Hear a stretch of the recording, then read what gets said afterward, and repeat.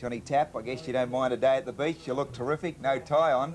But seriously, the week itself, 7 days, emotional, historic for trainer, owner and that champion racehorse, Terse.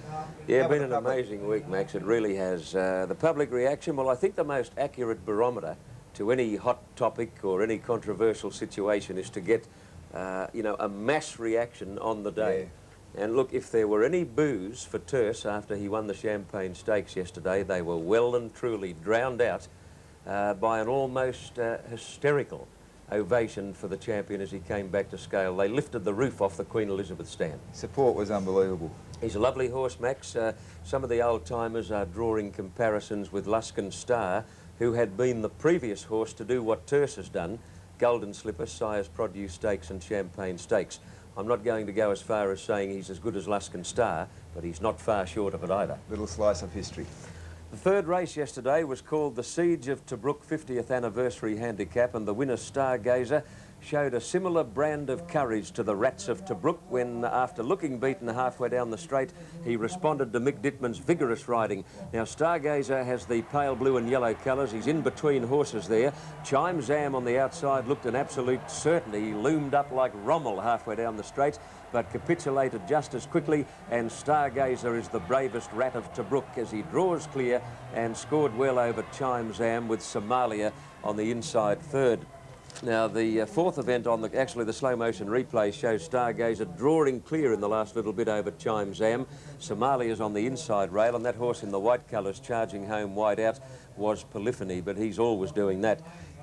There was one comment after the race from jockey Shane Dye that might pay punters to make a note of. I was terribly disappointed with Chime Zam. I thought he was entitled to win the way the race was run, but Shane Dye, on dismounting, said that he might have just needed one more run. Now, if that's the case, give him another chance. But if he was fit yesterday, then for mine, he was downright disappointing, but time will tell. The Smirnoff Vodka Handicap over 1,200 metres for 3-year-olds, and we pick them up as they race over the top of the rise, and the leaders are Thanks for Lunch, all silent in the pale blue colours. Now here comes Brunch Time, who sprints very, very quickly, reaches the lead in the shadows of the post. The horse coming down the extreme outside is Before Breakfast, coming from last on the turn. He got up for second, and Ithaca Nile was a very, very unlucky third. As a matter of fact, Ithaca Nile is my horse to follow because he ran into more backsides than a sailor on shore leave over the last 200 metres. Now the big one, the Moe and Chandon Champagne Stakes, and you're about to watch Terse emulating the deeds of Luskin Star in completing the 2-year-old Grand Slam. So let's pick them up as they come around the turn, or they straighten for the run over the rise. And Terse on the outside is about to take the lead away from Musical Chairs. In third place, Kinjate in the white sleeves and the blinkers. The grey with the cerise colours is High Precious. Running on strongly now, the filly Sade, getting through on the inside of High Precious, but it's all Terse, and this handsome chestnut colt explodes away from them and scores by almost 3 lengths to Sade, and High Precious third at very long odds. Well, the case of the Lignocaine mouthwash given to Terse has captured all of the sporting headlines around Australia in the past week and has placed enormous pressure on owner Richard Turnley, who never once lost his cool or lost his dignity in the wake of enormous media attention. And his reaction when Des Hoisted spoke with him after the Champagne Stakes was quite predictable. I'm a very proud owner, Des. I really am. An unbelievable dream. Yeah, now Terse in winning this afternoon, I think has looked at least as good as he has in any of those other big wins through the autumn, and it would seem that the further he goes, the better he gets. Yes, as you know, here's Dam Manx Park, is by Rheingold, who won the Arc de Triomphe in Paris, so it suggests he can get at least Cox Plate distance, we hope. Yeah.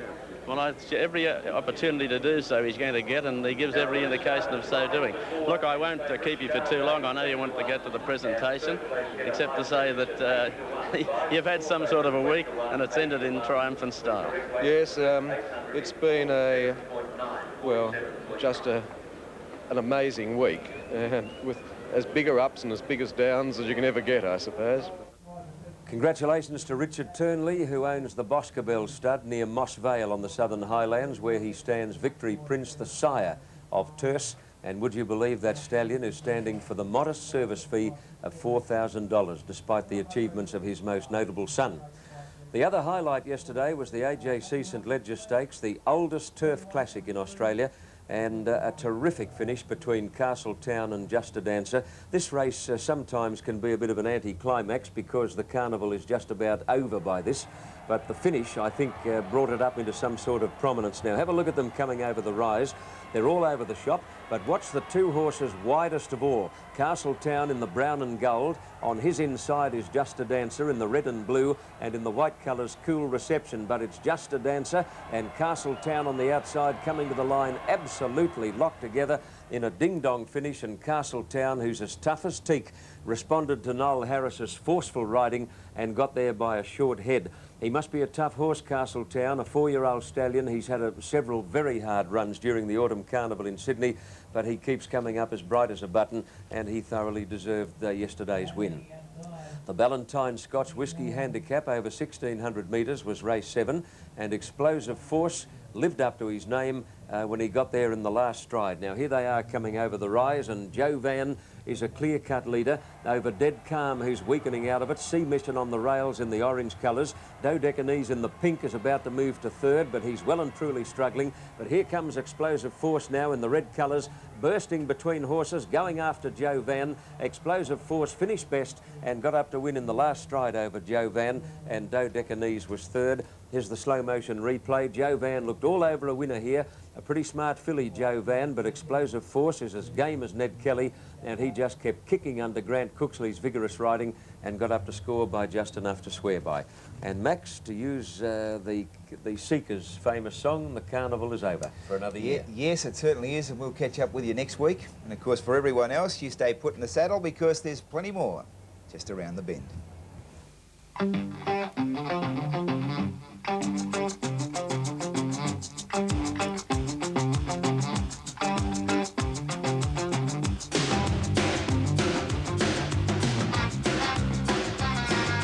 Coming up, the latest news from the scoreboards at home and abroad. Those Biff and Barge Oscars get all fired up at the Gold Coast Grand Prix. We catch a ride on the breeze with Australia's latest windsurfing star. Get into the huddle with the guys from Gridiron's World League. Take the joystick for a flight into the wide blue yonder, and paddle into the lineup for the main event with the final 8 in the Coca-Cola Surf Classic here at North Narrabeen. All that and a whole lot more coming your way on the Wide World of Sports, proudly brought to you by Ford.